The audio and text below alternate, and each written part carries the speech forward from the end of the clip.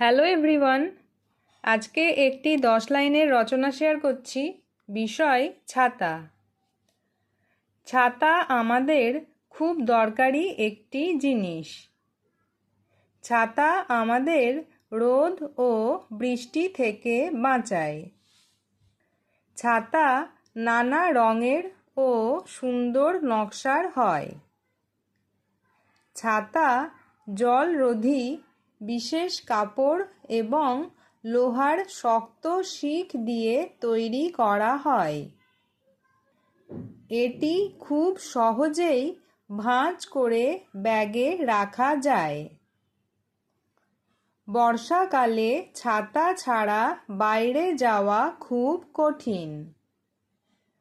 প্রখর রোদে ছাতা আমাদের শীতল ছায়া দেয়। ছোটদের জন্য ছোট ও রঙিন ছাতা পাওয়া যায়।